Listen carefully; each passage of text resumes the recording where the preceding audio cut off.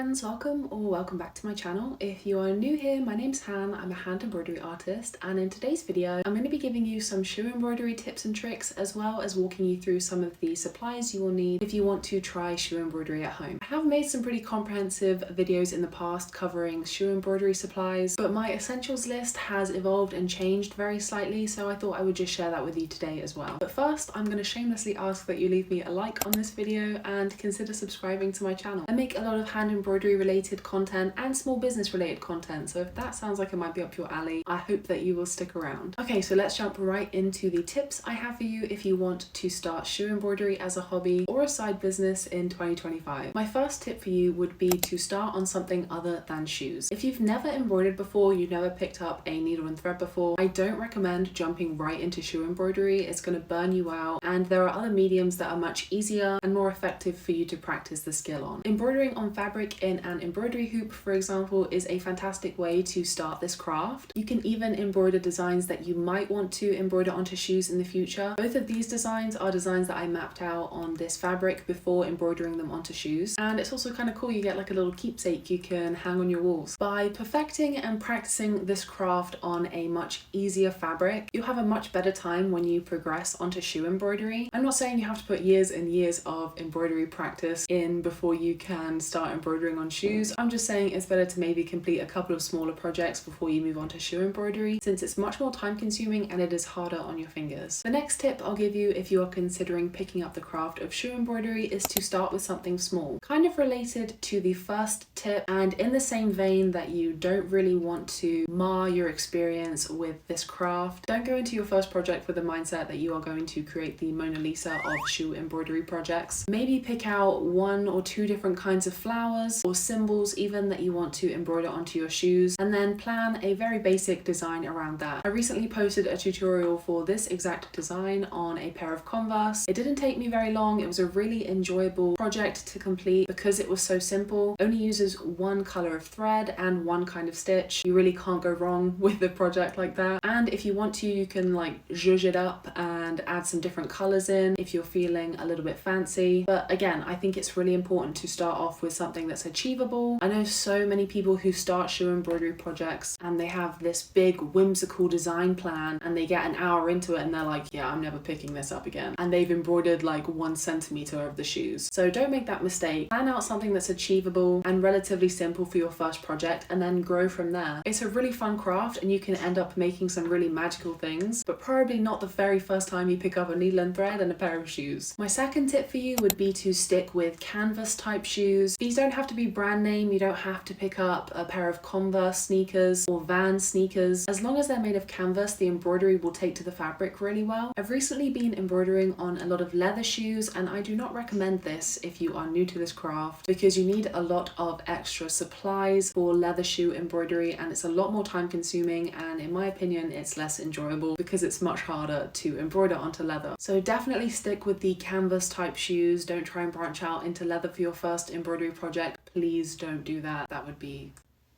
a disaster, very unenjoyable. I always recommend the classic Chuck All-Stars and the low top lace up Vans Authentics. Those are perfect beginner shoes for shoe embroidery projects. Okay, now let's jump into the list of supplies that you're going to need if you want to try shoe embroidery at home. First up, you're going to be needing some embroidery needles, and I say this in every single video. It does not matter what brand the embroidery needles are. I occasionally use DMC needles, but a lot of the time I use these non-name brand needles. These come in a pack of 30 needles, all different sizes, different sized eyelets, and they are around the same cost as these DMC needles, and these come in a pack of 12. So these, much better bang for your buck, and they are exactly the same quality. They're just embroidery needles. Embroidery is such an accessible craft because you can embroider with pretty much any needles. If your grandma has one of those biscuit tins laying around filled with sewing supplies, you can embroider with those sewing supplies. The biscuit tin of betrayal, we all know it.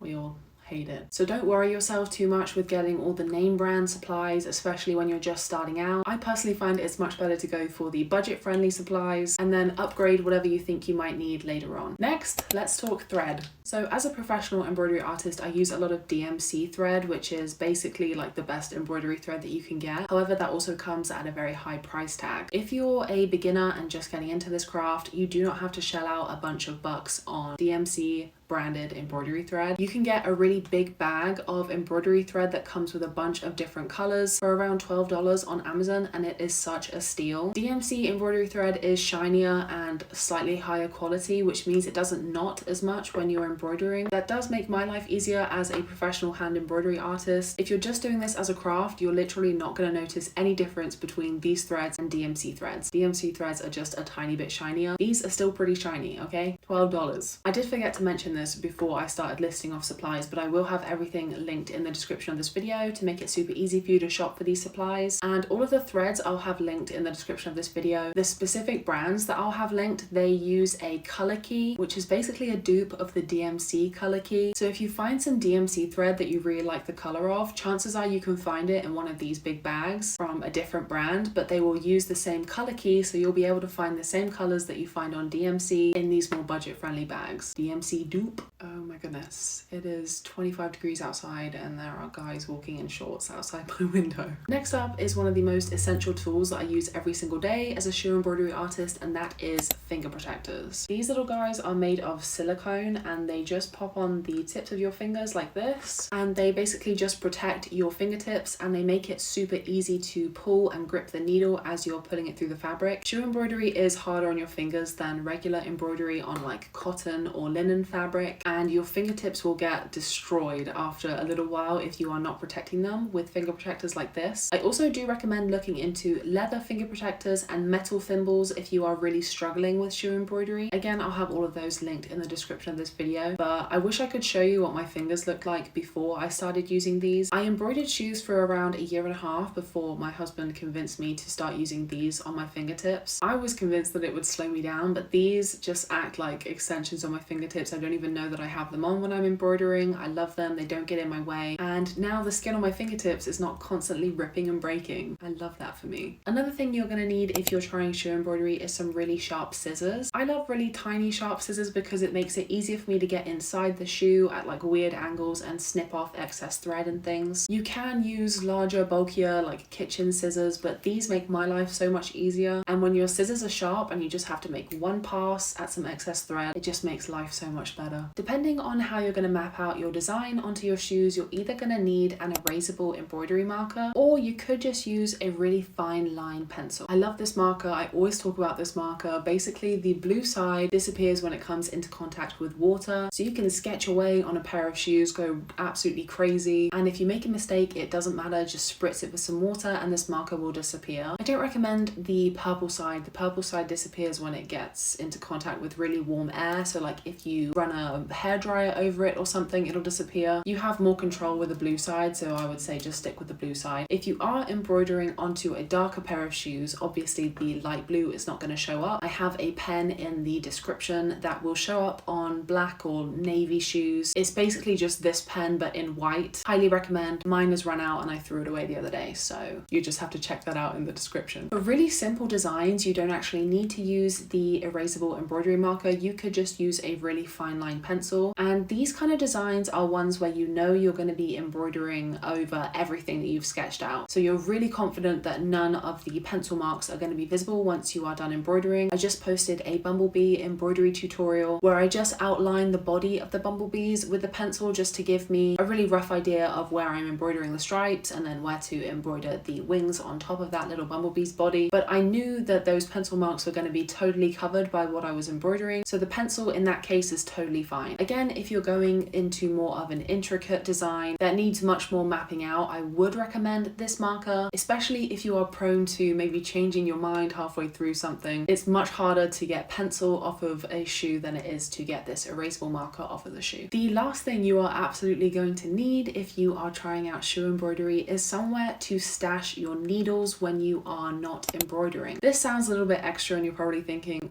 that's not like a necessary supply. It absolutely is a necessary supply, especially if you embroider on places like the couch, if there's carpet in the places where you embroider. An embroidery needle can get embedded in fabric or in carpet super easily, and that is an injury just waiting to happen. Just ask me how I know.